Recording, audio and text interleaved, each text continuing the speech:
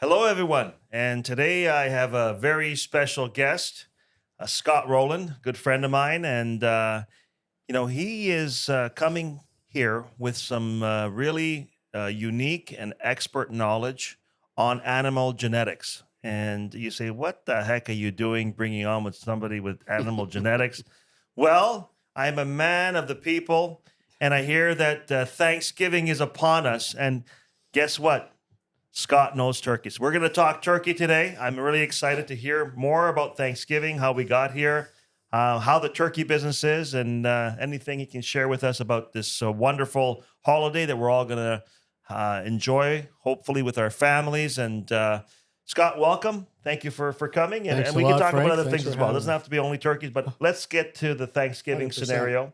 Um, how is the turkey business? Are we up or down? Turkey business is a tough business right now insofar as turkey consumption is kind of flattened a little bit, and that's it's primarily consumed in North America, but Europe as well. There's the highest, actually, interesting, the highest per capita turkey consumption in the world is Israel, Oh, for about interesting. 30 pounds, and then in North America, United States be about 17, Canada about 10 or 11. But all proteins are under pressure right now. Meat proteins, The cost is beef, gonna cost, yeah, the cost, and cost. so people are looking at their food basket and looking at what they can afford, and yeah, all Yeah, proteins are under pressure I'm a for little sure. surprised about that. That the U.S. is not the number one consumer of turkey. It is the number one consumer consumption for overall, but as a per capita basis, Per it's capita. not because, of course, in Israel they're not eating pork, right? So I think that also has an effect, Okay. Well, right? I mean, per capita is what we're talking about because obviously they have a larger population; they would consume more. Now, the cost of meat and protein. Why do you think it's gone up so much? Is it the feed? Feeds definitely had a part to play in that. But although in recent to the last year, commodities have come down and are cheaper, so you can't put it all on feedstuffs. But there's a bit of a lag because it Hmm. takes a while to grow animals on feed, and so they're eating, consuming feed, and it takes a while for that lag to come through before the meat becomes less expensive. But there's also the supply chains demands, everything from fuel taxes to labor. Labor's been under pressure for some time through post COVID and during COVID and post COVID. So it's Right. all driven up food costs. Yeah. Yeah, it's very expensive. I was talking to someone who said that they saw something online where someone had an app where they were ordering their food about 3 4 years ago, and it said reorder, and he pushed a button, and from 129 it went to like 435. Same order. Yeah, crazy.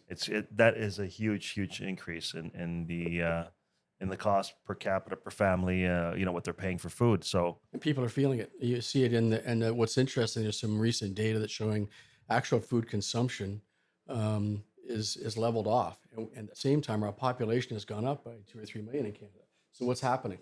Why is that? It's on retail and on restaurant trade. How's that being? People still have to eat. eating So less. how is that happening? That's the You're that's the the you're the consensus. guy in the food business. How's that happening? That is, well, I don't have an answer, but that is All what right. the question is. Are people eating less? Or for sure, if they're spending per dollar, are they eating a cheaper protein, a less expensive protein, which is not good either. That's called processed foods. Yep, 100%. Okay. All Yeah. right. Well, we're concerned about that because obviously one of the things that I keep hearing about is the health of the nation, and if you eat closer to the raw food when it's produced and then instead of being processed, it's much better for you.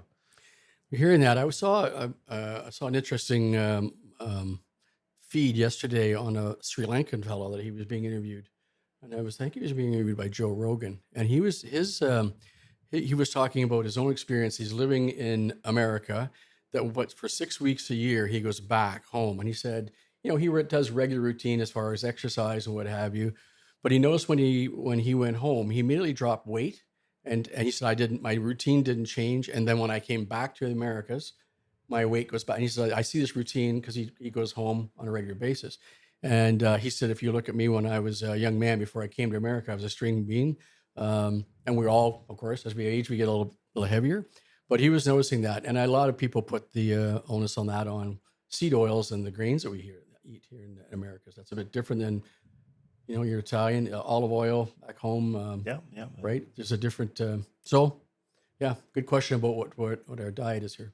It is very concerning that we are not necessarily eating the best foods out there, and it's affecting the population's health. So yeah, it is scary. It is scary, and I've heard, for example, um, people who have issues with gluten or grain issues, Yes. and if they won't go to Europe, they'll have bread and they have no No issues. issues. Yet it's still grain. Yeah. So what's going on with our food? What are they doing to our I don't food? know. They're talking about is it what the glyphosates, what they spray on our crops. I mean, I don't know. I don't have the answer for it, but certainly there's enough. Scott, come on! I brought you here with with all the There's questions for the. certainly enough smoke around it that there's something's not right, and I think we have to be more aware of it. And I think people are more aware of it about trying to eat closer to whole foods and raw food and It's hard to and do less though. processed. It's Well, harder to do. particularly when you have an economy that's stressed like it is right now, we know that for the processed food is a cheaper way to get calories, and not all calories are good. It's different calories. Huh? Yes, yes. I've been hearing a lot about doctors talking about this, uh, non-meat or fake meat or whatever you call it for a lot of vegans and whatever. And the reality is, it's not meat, but it's not good for you. It's all processed chemicals Yeah, and same stuff. thing. So why would someone want to eat that? Get back to raw food. Get back to beef and protein Well, and yep, even if you don't eat meat, eat raw food, right? yep, Eat fruits and yep. vegetables from the close to the ground as possible. Just limited, and that would be something that would be good. I think our health is really challenged, and I'm hearing a lot of people who are malnourished, even though they're eating. Yeah. They're missing a lot of vitamins. I I mean, think one of the things myself, I mean, I'm just new on this journey, but as far as trying to eat healthier, which I think a lot of people have done for years, for me, it's a new journey and it's looking at anything I eat, protein versus caloric intake. and Trying to get protein up. you've been doing that for a little while. How are you feeling? I feel a lot better. I've dropped weight. I Mm, feel more energy, and I'm really judicious about. I watch everything I look okay. at. I do this calculation in my head. Is it? I don't think it's rocket science, but I'm Okay. sure some people would laugh and say I've been doing that for years. But that's my new focus. Well, it is one way of eating, and everyone can eat the way they want. Today, we're talking, turkey because of Thanksgiving. But one of the things that is people ask all the time is, and they want to know about, our hormones and antibiotics, part of our regular production of these foods is. I mean, what is the difference between free range and antibiotic free and other Yeah. So poultry in Canada, there's no hormones. It's not allowed, and it's legislated. So it's not necessary. So there's no hormones in your turkey meat or your chicken meat that you're eating. The difference between antibiotic free and antibiotic. So first of all, any meat you eat has no antibiotics in it. There's a withdrawal. So has it ever been exposed to antibiotics? It could have been, but when you say antibiotic free, any meat that you consume, you buy off the store, there's no antibiotics in it. There's no residue. There's a withdrawal time that's legislated. All processing plants have to follow, and the farmers have to okay. follow. So there's that. But then there's meat that has never been exposed to animals that have never been exposed to antibiotics and raised without antibiotics. But there's challenges with that as well. And Mhm. so, that's again category choice that consumers can make that decision. That's a great thing that we have in our society. We can choose how we want to, what meat we want to consume, or where our concerns lie. So, And I mean, I've been impressed in terms of you sharing with me over the years at some of these plants and how big they are and how many turkeys and chickens they can raise and the cycle. How long does it take to cycle for chickens, for example, or turkeys? And how big can some of these plants be? yeah. So, a chicken is reared. Typically, the chicken that we eat in Ontario, if you're eating KFC or something like that, that chicken's probably Oh around. my God! Before you used to go KFC, it's been a very long time we had it. We had a birthday at the office and we bought some chicken. I mean, the size of those, they cut it into the size of a quarter. What happened? I Yeah, go, then, yeah. okay, so, It's true. It's yeah, true.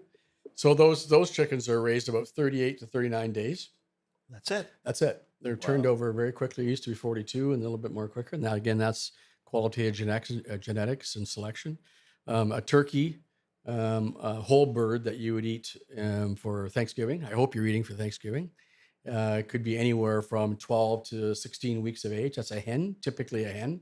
Mhm. The big males, they go up to 50 pounds. These are big males are grown to 20 or 21 weeks, and that's the sort of meat that's hung on a shackle, a bird that's hung on a shackle, and that meat is used for deli, Cold cuts. breast meat, that kind of stuff. They're carving meat off the And carcass. how big some of these Well, I mean, producers? Turkey's commercial birds, you can get males that are in the 50-pound range. If you're going into the genetic side, you can get turkeys up to 80, 90 pounds of males that are used Wow, for breeding. Yeah, that's yeah, they're some big birds. big birds. So, is there a season for turkey? I mean, Thanksgiving, of course, you have Christmas, but what's the consumption the rest of the year? Is it? Frank, I cannot believe that turkey is seasonal. We should be able to eat it all year I round. agree. I love turkey. It's great deli meats. It's all around. We think we get ourselves locked a little bit that it's Christmas, Thanksgiving, Easter. Maybe have the whole bird, the Hmm. family, which is great. Great time to have it. But it is very seasonal, and you'll see if you're particularly Germany's a high consumer. They're using a lot for schnitzel. The United States, think about that. In Canada, we eat 10 pounds per capita. US is about 17, so it's almost double. And so Right. they're using more of it for deli meats and for Yeah. schnitzels and for burgers. Turkey burgers are quite popular now, Yeah. but we still think a little bit in Canada about the traditional Yes. whole Yes. bird consumption. I'm going to tell that story about you, how you almost ruined my marriage, but it's okay. We'll get into that afterwards. Yeah, so I'm excited about Thanksgiving. I love Thanksgiving. I love the holiday. I love turkey. I mean, my parents, were immigrants and they never had turkey, so I introduced it to them from school. And the first year, my mom said, I said, I want turkey, and she said, okay, son. And she made a whole bird, and I ate it, and then I found out that it was a chicken because she wasn't a turkey. She tried to fool me, and she didn't know about it. So, and now she thanks me this day. She goes, Frank, if it wasn't for you, we wouldn't be eating turkey. So there you go. So your mom and dad eat turkey on a regular For Thanksgiving, we Thanksgiving? and Christmas, and we have turkey now, but they never had it back home. So Okay, it was something that was introduced, and I love it. I love it, and I think it's quite popular in Italy. it Turkey is. is. It We is. have customers, clients in Turkey or in Italy, and quite popular there. Well, it's a great meat. It's very lean. It's healthy, and It's the only meat that's a superfood. Turkey wow. meat. All right. It's lean, So healthy. we're talking superfoods today. Superfoods. Fantastic. I'm excited about that. And so it's very, very big. So, yeah. So, the U.S. is known for it. They have huge celebrations on Thanksgiving, and rightfully so. Canada, we celebrate Thanksgiving. It's a big occasion. And so I don't know if you want to share, but I asked you one day, I said, Scott, what do you think? I mean, there's so many different birds. I see that there's fresh and there's frozen and there's, organic and not organic and free range and no range. And what I said, Scott, what do you recommend? I mean, for a novice like myself, what kind of turkey should I have for my holiday? Remember what you told me? I told you. Yeah, I do. You What did want I to share tell you? that? You tell them what I told you. Well, he said, well, if you want to do it right and you want to be safe, the best thing you can do is get a frozen stuffed butterball turkey. And I said, it's frozen stuff. He goes, yeah, and you cook it from frozen.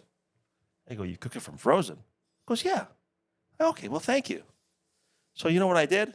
I went out and bought a frozen stuffed bird that was, ready to go.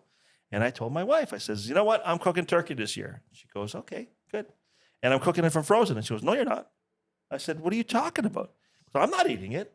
I go, you have to eat it. She goes, no, I'm not eating a frozen bird. I go, but my friend Scott, the turkey man, he knows what he's talking about. Because I'm not eating it. So she threatened me, and I said, listen, I'm cooking this turkey, and it's good because I know Scott knows his turkeys, right? And so I went out there. I ventured out. I looked on Google. I found out how to cook the turkey. I put it in the oven. I got some tips from friends of mine. Scott was kind of to share about the aluminum and taking it off just, half an hour, 30, 45 minutes Oh, yeah. before, get some color in there. And I cooked this turkey and brought it out. Wife was there, and she's tried it. And she says, damn good bird.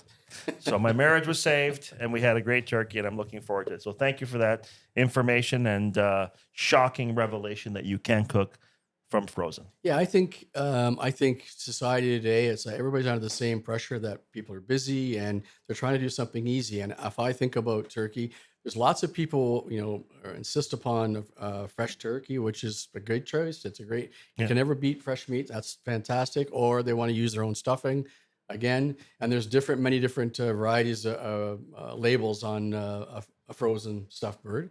But the idea that you can basically take the wrapper off it and put it in a pan and put it in the oven, because when we think about, a lot of people think about whole bird turkey, aside from just Christmas or Thanksgiving, they think of the work and the muss and the fuss. And Hmm. Hmm. I mean, when I was a kid growing up, it was thawing the turkey in the kitchen sink, and that kind of tied up the kitchen sink for 12 hours. And so if you take that part Ordeal. of it away from it, and just take the bag off, stick it, it makes it easier Wow. and they're more accessible. And so that's why I really like it. And it's Well, good. you know what? Listen, I did it. So I mean, I'm no, no chef that I can, it was really easy. So it was really a great way, and the food is good, and there's some leftovers. It was awesome. I want to have it more often.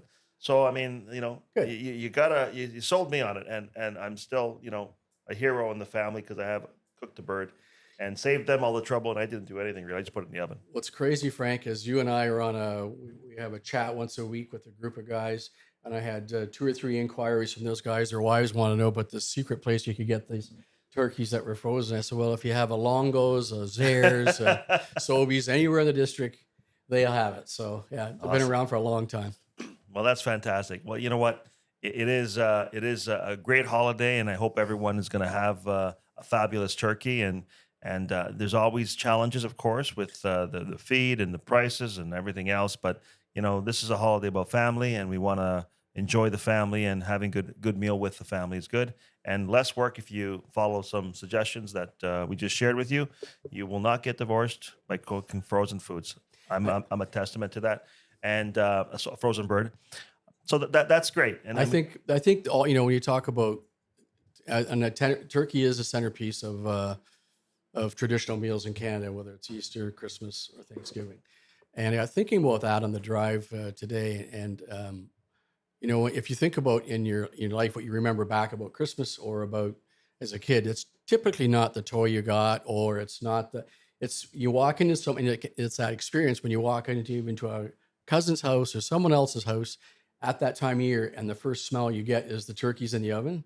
That's what takes you back. That's what you remember. And as a kid, that's what I remember. and carving the turkey, it's Yeah, such big a deal. tradition. It's awesome. Big Yeah, you deal. take a Yeah, picture of it, and yeah, yeah. we have gotten into the habit of naming our turkey. So every year Huh? there's an interesting name, and so that's very much trending on the topics of the day. So we'll figure that out. Well, thanks for promoting turkey, Frank. I'm glad Well, you're. you know what? We're talking turkey today. It's not very often that I can say something that's so accurate.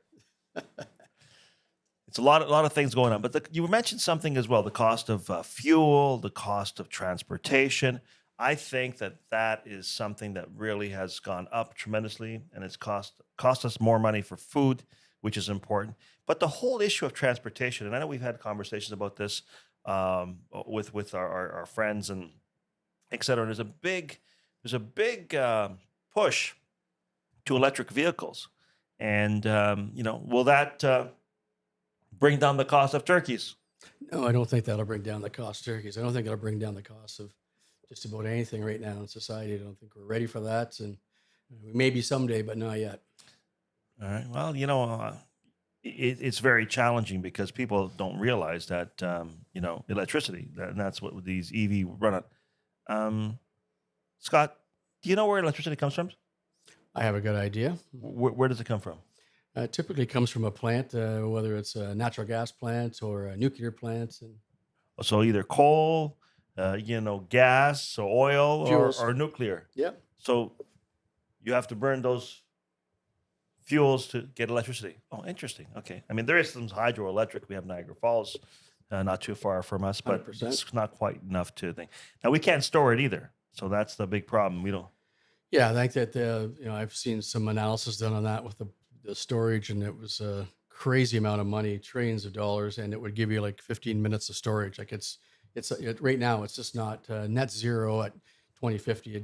I don't see it happening. I don't think it's engineering. It would be an engineering uh, Right. marvel to have this Well, pulled off. the other thing is, I mean, can you imagine if most of us had cars that ran on electricity?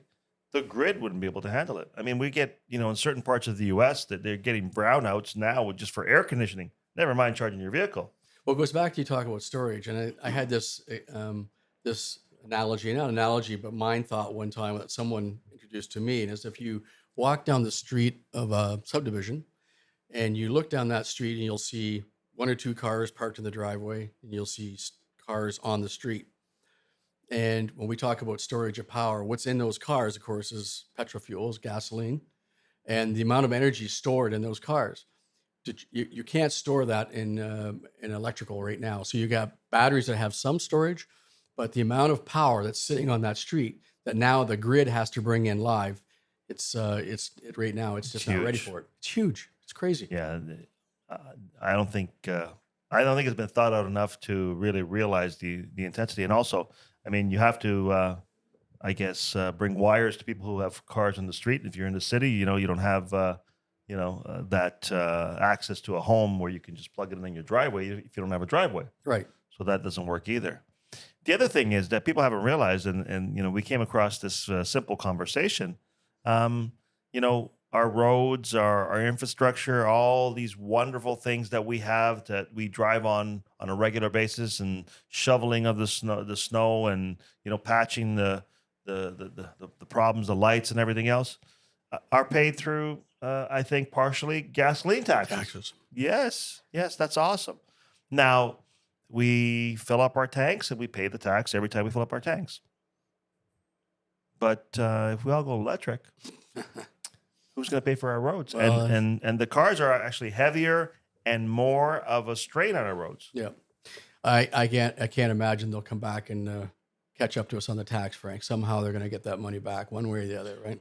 So you're not going to avoid the tax for much longer? Is that what you're trying to say, Scott? That's what I'm trying to say. Scott is not running for office, but he's announcing that there will be a tax on electric vehicles at some point. At some point. I can't imagine how we could avoid it. Yeah, that's the big one. And so when you get cut, they want everybody to get those electric vehicles before they start taxing them, because obviously the roads have to be maintained, and if everyone goes electric, which won't be for a while, and that's a big problem. I Well, think. it's the EV push right now is certainly, whether it's in Germany, I know that it's flattened out. The car manufacturers are now backing off. I think it's in Oakville that the Ford truck, they've stopped that. I think Ford has announced that they're going to go back on that. That's not going to be happening. Oh, really? Eh? Yeah, so there's a lot of EV pressure right now that I think they're stacking up, and Wow. people are in a situation that, first of all, they're more expensive. They have range anxiety. Huge. Lots of stories about people worrying about how they're gonna, if they're heading out, particularly in the winter. And so imagine paying more for a vehicle and having that kind of anxiety about where am I going to fill up, and yeah, You were telling me about a friend of yours who, this is a while back, they bought a brand new electric vehicle, spent big bucks, and they were going out in the middle of winter, and they were saying, don't turn on the heat because it's going to use up too much electricity. yeah. I have to correct you. It was a friend of mine, but I'd heard the story. I heard a guy talking the story, and he'd bought a new truck, and he went out. Him and his wife were planning to go into the United States. I think they were going to Chicago, so they were in looking at the trip. And so imagine, so the night before, he goes through the process of figuring out where he's got to fill up on his way to make sure he's all set up. Do you have to do that when you go on a trip, Frank? No. I do not. You don't have to worry about a gas station, but he was trying to figure this out. And so he was plugging into his garage. And so he was set to go. They were leaving at 10 o'clock the next morning. They had a very cold night. I think they were living in Sudbury.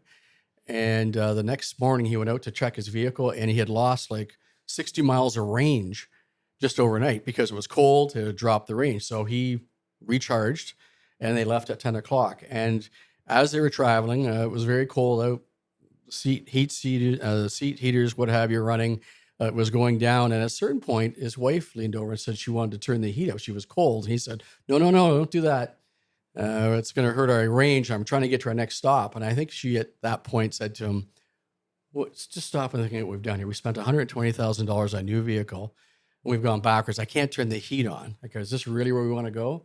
And he said he came back home, and 2 weeks later, he'd sold the vehicle. He got rid of it. He said it made no sense. Wow. Wow. I've heard stories like that Yeah. more than once. So, yeah, the range anxiety, I have a problem when my phone battery is low and I have to go somewhere. So you can imagine with the vehicle. And I got stuck in a snowstorm 2 years ago, and 3 hours, there was an accident. And the problem is that when a car runs out of gas, you go to the gas station, you get a can, you fill it up. And Yeah. if a car runs out of battery, you got to tow it. Tow truck. It becomes a problem. I think everything, the danger is leapfrogging. And I think that someday this potential for EVs might be there. But right now, if I was buying a vehicle, I think a hybrid is a good call. I think it's, it's got a battery, it's got gasoline, it's very fuel efficient, it almost knocks efficiency in half. To me, a great call. I'm not against electrification of cars, but be ready for that step. And I don't think we're ready yet. So I think I that's the agree issue. with you. It is going to tax the public, and it's going to be a very difficult thing to make that move to with all the obstacles that are there. We might have to bypass it, maybe hydrogen or something else down the road. Yeah. But even cars, um, they are more efficient. Even the vehicles that we have today, they consume a lot less fuel. They make a lot less pollution. I mean, the pollution that's caused and the destruction that's caused in the world to make these batteries Oh, is arguable. yeah. I mean, I was looking at a car and a Mercedes, and they were saying that they're the most um, uh, at that time when I was looking at the article, the most recycled material in that vehicle was in that Mercedes, Okay. and it was a gas vehicle. Yeah. So I mean, they were using more materials than some of these other cars. So I think it's been over over glorified Yeah. and um, underexposed as what the issues are. I think I think the mistake we make, in my view, and a common mistake on a lot of things we look at, and if I think about climate policy and all this, the electrification of vehicles, if you were to take, if you were to be recommended some kind of antibiotic, you might ask your doctor, what's the pros and what's the cons? Not just the cons, and you wouldn't ask just the pros, you bounce it off. And I think with any kind of policy like that, whether it's climate policy or EV policy, there's pros and cons. And I think that we quickly adapt to thinking all about the pros, particularly if government's involved and they're trying to push you and nudge you in a certain way. But there are cons, and the cons, as you just raised about batteries, rare earth and minerals that have to be mined, faraway places. Who owns those mines? Certainly, we know that China's way ahead of the game in Africa. Scott, follow the money. There's Yes, somebody making money with these things. that's right. All right. Well, we don't want to go into the conspiracy theory. That's next show. Now we're talking turkey. All right. So this is still a Thanksgiving show, and we're thankful that we have gas vehicles. Oh, I'm only kidding. I'm only kidding. Yeah, we can get around and not have to worry. And a lot has changed. And I think California, being one of those states that are trying to abolish the sale of combustion engines, is going to have a big problem. I think they'll have a huge problem. Huge problem. They're already having brownouts. Yeah. So they can't have their air conditioning on, and that's a big problem. So it's a lot of things. A lot of policies out there, I think, are good intentions, but maybe not well thought out.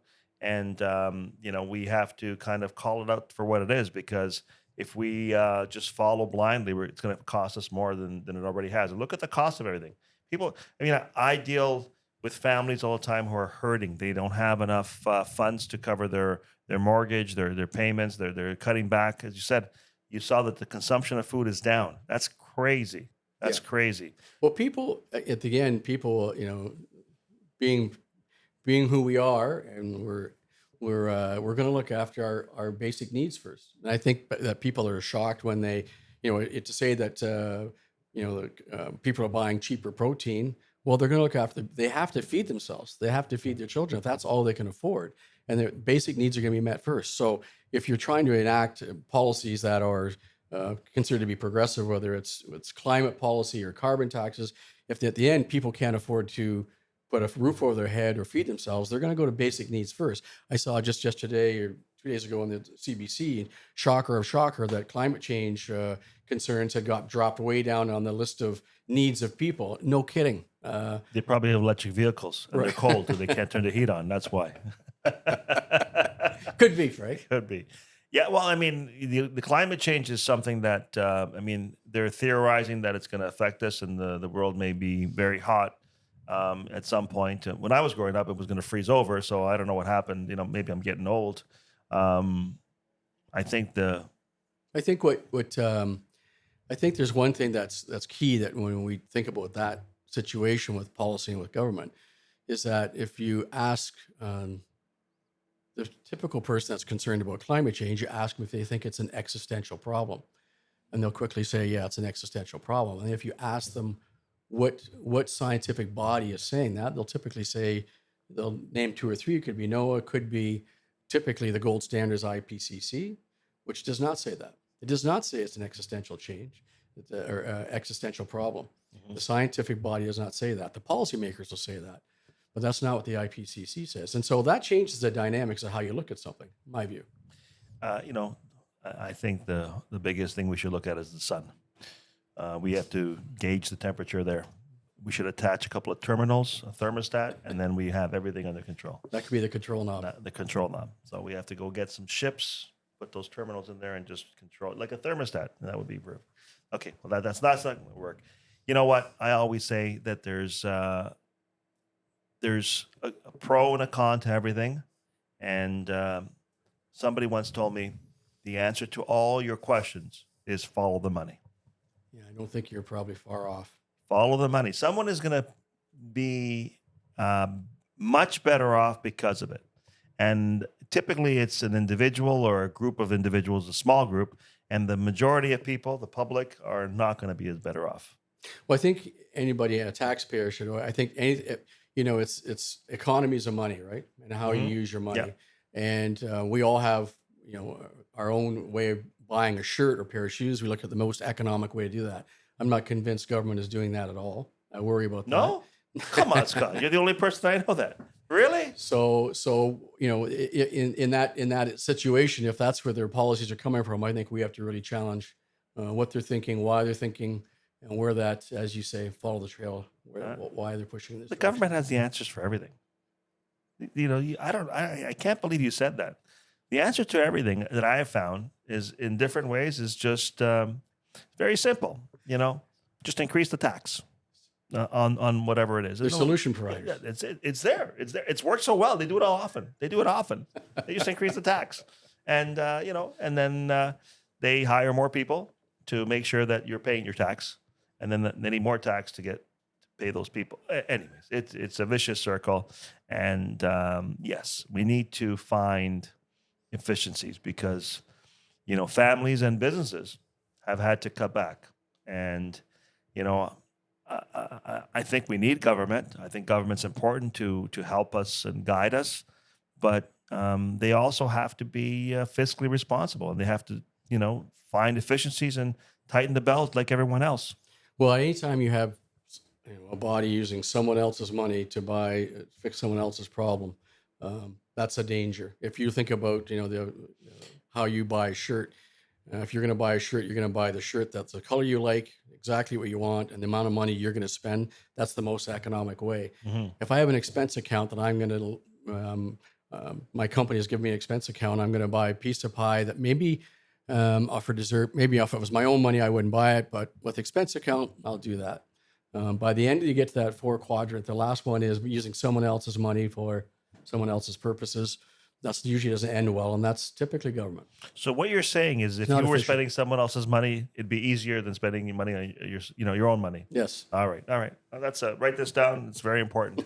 All right. Well, yeah, we know that's a problem, and we have a lot of issues out there, and I don't think they're going to be solved very very easily because they're endemic, and bottom line is families are hurting, and the food banks are being used more often by more people, and that's something that shouldn't be happening in a first world country. So we got to figure it out, and there's a lot of other issues going on in the world right now that are causing concern, and some wars happening and some unrest that we hope that there's a peace that's out there because it's affecting families, and in those particular places there's people dying, and we don't want that. But fundamentally, families need to eat, to have shelter, and have all these things, and we want to see everybody do well. But there's some issues in the world right now that I think we have to overcome. So, Scott, as someone who comes from genetics of animals, will turkey solve this problem? I'm afraid turkeys aren't the only solution. No, Frank. But for one day. For one day. For one day, all your problems are gone. The smell of that aroma and the taste of that with potatoes and gravy, Frank. It's all there. The family together, the hugs, the kisses, and you forget all your problems for one day. And so I'm going to propose, if I ever went and ran for office, that we should have Thanksgiving every day, because that would make everything perfect. But unfortunately, I'm not running for office yet, but that will be my policy if I do run. I like it, Frank. I like it a lot. Yeah. So, Scott, I mean, what else do you see in the process? We're growing our are we growing our meat faster? Is it more efficient? Yeah, for sure. It is more efficient. And, there's animals have a conversion rate of different. So it's an animal eats so much pounds of feed to convert to a pound of protein or a pound of meat. So cattle are eight to To- one, 8 pounds to 1 pound of beef, down to a chicken that is 1.5 pounds to a pound of meat. Now, beef has. I've heard some things about beef. I don't know if you're. I mean, you're in the genetics, so you would know about that as well. They're feeding our beef grain as opposed to grasses and hay and stuff like that, and that's the nutritional components of the meat may change, and also the grains are GMO and whatever. Is that something that can be reversed, or is there's no going back? No, I think it can be reversed. I think those animals can eat grain and they can eat grass fed. That's why you'll see a lot in restaurants, or you'll see upper end, they'll say grass fed, that is to be better. I think that probably is the case. I'm not an expert on cattle feed, so I don't know. But Okay, but you would. I personally would rather have grass fed only because they've known for eating grass, and yeah, they weren't much in the way of eating corn, for example. yeah, yeah, yeah.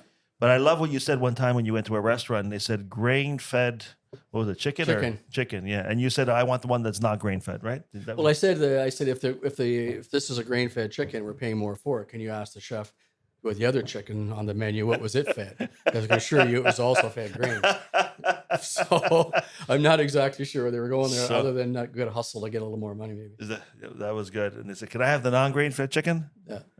Sorry, we ran out.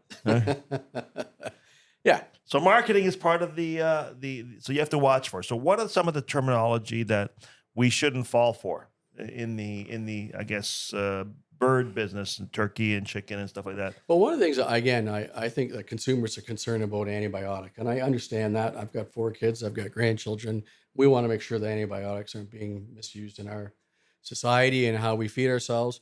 But one thing on, antibiotics are killing bacteria, right? And that's what they're there for. They won't kill virus; they kill bacteria. If you cook your product to over 165 degrees, regardless whether it had antibiotic or not, it's going to kill all bacteria, and that's where you get resistance from. Not that I'm not dissuading people from buying antibiotic free. That's a choice, but I would say rationalize in your head exactly how the process goes down. So I know about you, but when I cook chicken at home, I cook it 180 degrees. Yeah. Yeah, right. So it's Cook over her chicken. 165. You're killing bacteria, so all risk is gone. Yeah, Well, there you go. So instead of using antibiotics, just cook your chicken. cook your chicken. At least 165 or more. You're good to go. Thermostat, and you'll be safe. But keep in mind, again, as well, just to reiterate, in Canada, though, in Canada, in all Western societies, there's animals are withdrawn from antibiotic with a safe time that they. What kind of timeline is safe typically? You're calling me on that, Frank. I'm not exactly sure what it is, but it could be, it depends on the antibiotic, but it could be anywhere from 2 to 6 weeks, I believe. Is it? So basically, it flushes is like those Yeah, they weightlifters have to be. before Yep. the steroids. They just get clean themselves off for a week. I'm not The implying animals that people do that. They have but to have feed withdrawal. There's a Yeah. sign off sheet that they have to. Gotcha. manage that. Gotcha. Yep. All right. All right. Well, you know what? It's interesting how the industry works, and I'm glad that there is good consumption. I think we should increase the consumption of the superfood. Right? Yep. The turkey is superfood. I'm an advocate. I like it, and I keep in mind as well that when people talk about, we in our society and Western liberal democracies and society that advanced at all, there's 2.5 billion people on the earth that don't eat meat. And it's not because they choose not to eat meat. It's because it's not available to them or they can't afford it. And it's the same with electricity. So our society, I always, make sure that we're making decisions that are rational for not just us, but for the globe. And don't assume that everyone has the same privileges that we have, whether it's how they take care of themselves, the electricity that they do or don't have, how that's generated, whether it's done with Right. wood or nuclear, because people have a lot of problems in their homes with health in some of the fourth level countries that yeah. don't have the privileges that we have. And we think about that as people should eat less meat. Well, You know what? We are very privileged, and we're talking about meat consumption. And there are, you just mentioned it, and I never thought about it until right now. The amount of people that don't have that privilege, and we've come a long way. And the question that we have that I have is that we still have hunger in the world. People who are not, you know, they're not they're starving essentially. Why? With all the food and all the production, why do we have hunger in the world? Politics. It's all political. We can feed the world today. The world they anticipate the fertility rate or the population will now. When I was in high school many years ago, I think at that point they said that the world population would peak at 15 billion. Today they're talking 10 and a half, 10 to 11 billion people. We can feed those people today. So to your point, and it's a great question, at today's society, why should there be people that should be deprived of nutrition? It's not. It absolutely is political. Whether it's governmental failure, it's countries that are corrupt governments, what have you. But we have the capacity to feed the world, 100%. That is sad. That is sad. We're talking about electric vehicles, and we're talking about other things, and pollution and taxes and whatever, and we can feed the people in the world as a world entity, but we don't do it. And so the question is why? Why aren't we putting more focus on feeding these people and getting them to a better level of existence? Yes, if I could recommend a book, that's an excellent read, is by Bjorn Lomborg called False Alarm.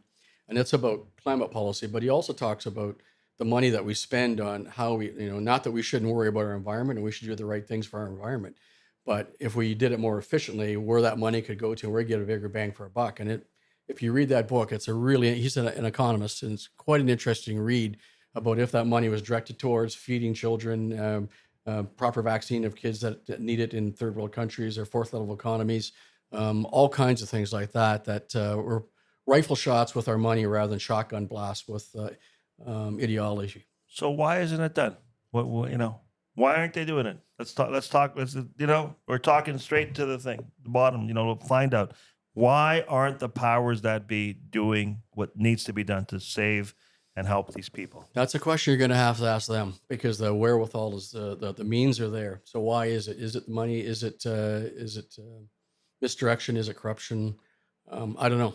But if we think about Western civilization and where we've come from and how we progressed and the privileges we have today, we want to see per capita in the world to go up. We want to see people have more success and live a better life. Imagine there are people that are saving up battery strength with a small solar panel so their child can get an hour and a half of light at night to do their homework. It's ridiculous. How can that be, given the wealth that we have as a world? I'd say a lot of our wealth has been misdirected.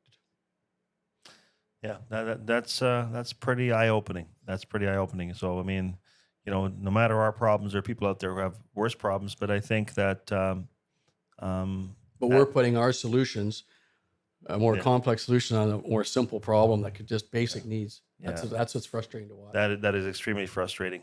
That shouldn't happen. Yeah. I would. So call out to everyone in the world. Let's get everybody up there, at least food in their belly and shelter over their head, and that would be a good thing. And if we can do that, it'll be a better world. And I think we can do it.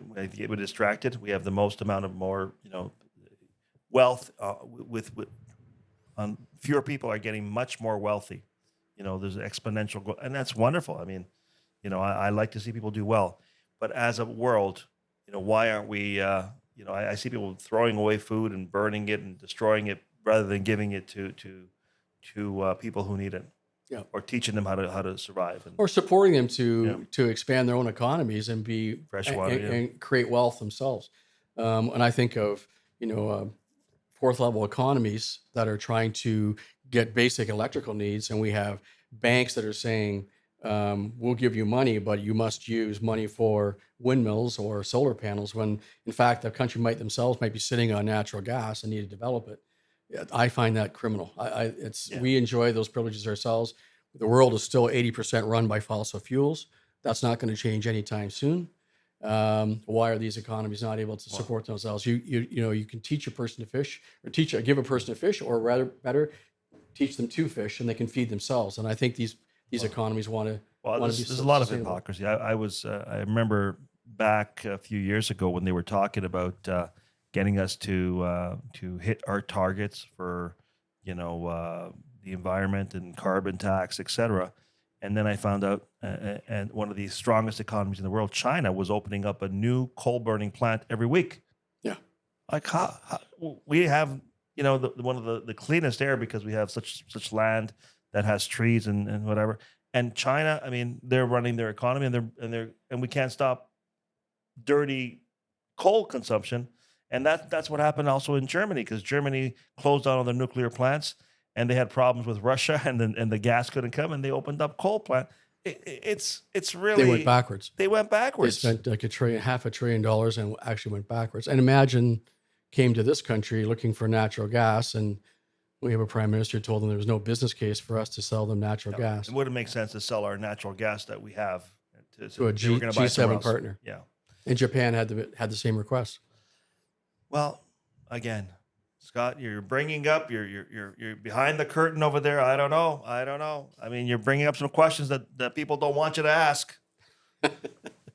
All right. I guess you're talking turkey. Um, okay. Well, I mean, these are things that are very much affecting us, and we can feed the world, and it's a choice not to do it. The people that are in power are not doing it. That's not good to hear. Um, you It's know, I think that the advent too, as well, with we talk about AI, where that's going to take us, the knowledge it'll give us, and it's like everything else. There's pros and cons of that. If it's used in the right way, it mhm. can be exponentially great, but we have to be aware of the cons as well.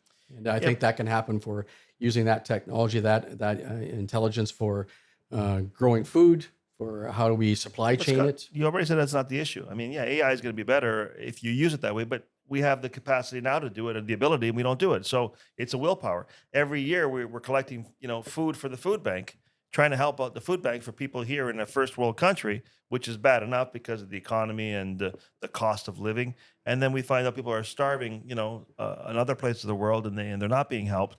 And whatever the situation is, it could be political, whatever. But I mean, those things can also be, tackled and tried to help the, you know, the millions of people that need that help and get them up to speed and get them producing for, for their countries. And one of the things that we had discussed before, which was really enlightening, and most people don't really look at it that way, is that a lot of the people with the ability to travel to first world countries from these third world countries to study, they go and study and learn. And then the tragedy is they stay in those first world countries instead of going back And taking and that knowledge. building that knowledge into something that's going to help those countries. Yeah, I'm skeptical of the idea that this country was built with immigrants. We need immigrants, but I'm a bit skeptical, or at least I don't have the answer. That exactly the point we just talked about is that if we take the best and brightest from other countries, how do we get them to help build their own economies and raise their per capita GDP and have people have wonderful lives like we have? And so I think that in large part we have to think about how do we get take our knowledge and have people come train, but also go back and help build their own economies. I think that's really important. And I don't have the answer for it, but I think You that's, just gave the answer. yeah. I mean, it's the political will to do it, and even those people to go back and get the funding to do something that are good. I mean, there's a lot of things that can be done, and there's only one thing that is sad for us right now that you're not running for office, Scott. I would vote for you. I would vote for you, Never uh, have, Frank. but we don't have that opportunity right now, and there's the thought of an election coming up sooner than the next year, federally and even provincially. So we may have a chance to vote, and I hope some of the politicians will listen to some of these ideas and try to help out in a bigger way and get every family out there to be more able to support themselves. Yeah, it's needed. There's a Yeah. lot of pressure on people right now. Yeah, in the real estate business, we're seeing people who are refinancing, who are having to pay higher mortgages, who are now starting to feel the pinch in the job world, where a lot of corporate companies have had no choice but to trim the costs, and part of that is workers getting laid off, and when you don't work and you don't have a job, then it becomes harder. And so these are things that we don't like to see, but unfortunately, the economy is causing that. And when you have that government growing so much that it's not producing per capita income and taking away, and then people who can't afford it, and it becomes a vicious cycle, it can be really, really dangerous. So it's not only interest rates; it's the tax on people in terms of what it's costing them to keep the government going, and that's been an issue. Yeah, I think that you raise a good point, and the government growth. I think something like in Canada, it's been something federally, it's something like 40%. Population growth was 15%, 14%, and our government is growing by 40. Mhm. You So know, if we grow it to 100%, then we'd all be employed and have no worries. yeah. Is that the way it works? Well, the reality is in any business, right? When you if you have a 14% growth, and so say people to the growth, scalability should mean that you would only have 5% growth because you scale, you become more efficient. In fact, we've become less efficient. Hmm. And I think you could talk to most Canadians today, or you'd say everybody will pay for good service or for better amenities. Does anybody think they're being served better today by government with a 40% growth than they were 10 years ago? So you're saying that if the government keeps growing and creating those jobs, it's not a good thing. But there are some places that have 100% government, occupation. Yeah, socialist countries. Yeah. Oh, well, well, look at that. We hit another. Oh, listen, we don't want to go there, but yes, there are countries who do have 100% government employment. Yeah. Yes, we can go to that route. But Well, I think that I think that's one of the dangers in Canada. When I think about healthcare, is that first of all, I'd say there are a lot of countries in the world that have socialized healthcare, but they have this private partner, private public partnership. Mhm. There's a good blend, and I think that I get disappointed when I hear it politicized that if we have some more privatization of our healthcare, that people it's going to be all private, and it's going to all fall apart, and people get worried about that, and politicians use that to leverage. Really? Yeah, they do, Frank. Oh, well, I heard that it's working well in the nursing industry. Did you hear how it works? I didn't hear that. Well, nurses are leaving the nursing, right? And then we have a shortage. And so the government is going to a nursing agency who Wow. hired those nurses to go work in the same hospitals, and they're getting paid like twice as much as the nurses. It works well. The private industry is supporting the public sector, and it's wonderful. I mean, Scott, come on, you got to get informed. I think what we got to say, Frank, here's the thought: is that we want to have in our country. My view, my position is that we want to have universal health care, that everybody's covered and everybody gets health care. And what we want to have at the exit end is good outcomes, great outcomes for people. How we get from A over to C, that part in the middle, if it's public, if it's private, how we work that together. And I think it'll be a blend of both. And we see that in the Netherlands, we see it in Australia, we see that proper blend. That's what we have to be open to. And we have some of it now, but we should Yeah. be more open to it. I agree. Well, I mean, there's look, politics is the problem. The answers are there. If you put the dollars in the hand of the public and they can choose and they have choice, then efficiencies will happen. But if they have no choice, you can't do that. It applies to schools as well, 100%. right? So if you could bring your child to whatever school you want, and you would bring them to the best school, then every school would have an incentive to be better because you'd want to get that child and that revenue. Same thing with medicine. If you had different options, then people could be more efficient and they can provide higher level of service and be able to get that business. Then you would grow those businesses, and Well, I think the first thing is to say, are we satisfied with the amount of money we put into whether it's healthcare or public schools? Are we happy with the outcomes? I'd say generally we would say it's gone backwards or it's not where Right. where it needs to be. So let's rethink it. Let's rethink how we do it. Doesn't mean it's all private. Doesn't mean it's all public. But let's rethink it. Let's at least open the box and talk about it. Well, you're implying that the government is against monopolies. Is that what you're saying? I mean, because in so many industries, they're bringing cases against the tech companies because they're too strong and they're monopolies, and anti-competitiveness is frowned upon. You have to have competitiveness in real estate and in all these industries, and in the healthcare system. No, no, no, we don't need that. No, we don't need competition. No, no, no, no. We have it under control. We have a good monopoly here, and we like that. But for you, no, no, you have to have competition, or else we're gonna fine you. And You're not saying they're hypocritic. no, no, of course not. Of course not. This is a public, position that's for the benefit of all people, as long as you work for the government. But there are pieces in the healthcare that are private, like the Shoulder Clinic. Yes, Very 100%. successful. I've used it myself. Yeah. It's a great, Right. and it's private. Yeah, It's part. but It's we part don't of want the to talk system. about that. No, we don't want to talk We about don't that. want to talk about things that Let's work. not go too far No, down because here. if Bad we path. talk about that, then it might make sense, and then somebody might do something that would actually work, and that would be not good for our waiting times for appointments. What's the place that we get blood work done? Is it Health Labs or Something right? like that, yeah. Something like that. Yeah. And that's a private entity. That's a Is it? pieced into the public system. It works. It's effective. You can go online and book it. And if it's So- not, you can fire them and get somebody who's going to do the job properly. Right. You can't fire any public employees. No, no. But the idea that we don't have any privatization in our public health care now is No, no, wrong. no, We we do can't do have that. some. No. No, but we do have some. But Well, we that's because it's grandfathered in. yes. Yes, you can't put it in now because it's not good. It might make efficiencies and stuff like that. We don't want that. We want no competition, no efficiencies, because it would deter from where we are today. Is that where we're going in real estate too, Frank? Is it, Real estate is there's a lot of competition, and and I encourage it, and it's wonderful to have competition because people need choice, and there's no lack of choice in our little community. There's only 80,000 realtors you can choose from, so we want choice. 80,000. Now, of course, if we would monopolize it and the government says that I was the only realtor, now that would be a good There thing. you I can would sign really on. appreciate that, but I don't think we're going to go in that direction. And I don't think it would be the best interest of the public to have only, one place to go. And that's been proven.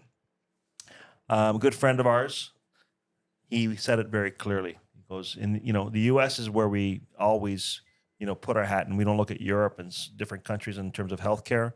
And some of them are running better. But the U.S., everyone says, well, if you don't have any money, you can't get health care. And so they don't have a system where it allows for people to have health care if you don't have insurance as well. So we understand that. But the one thing that the mindset that's very different is this. And I was talking to one of my friends and colleagues who is dealing with a tremendous problem with his back. Took him out for 2 weeks. He's gotten all kinds of therapies, seen every type of chiropractor and osteopath and massage and this. They've been doing everything, and they can't figure it out. And he said, is it possible for me to get an MRI? Because I've been suffering for a long time. Oh, no, we can't do that. No, you can't get an MRI. No, we're good. Just keep trying. Just keep doing this. And we were talking to a friend of ours who lives here and in California who has health insurance. And he said that he fell down one time and his back was hurting. He went to the doctor, and before he got home, he had 3 calls saying, we can do you tomorrow on MRI. Yeah. And so all that is saying this. In the U.S., you are a customer. They go out there and they want your business, and they're going to give you great service, et cetera. Here, you're an expense. You can't get it. No, you're costing too much money. You just suffer for a while. And then when you can't suffer anymore, we'll put you on a waiting list, and in a year and a half, 2 years, we'll get you in. Don't worry. Yeah. And it won't cost you anything. Yeah. All right. It's on the house. You may not make it, but if you do make it, no charge. It's like, again, pros and cons of systems, huh? So Right. what we hear is, in Canada, it's typical for government to talk about the success stories and the failures if you didn't in the U.S. and vice versa. And I think that, again, there's a blend, there's a right mix, and I don't think Canada's unique in trying to find that mix. But I think that we're not working hard enough to find it, and we're stuck.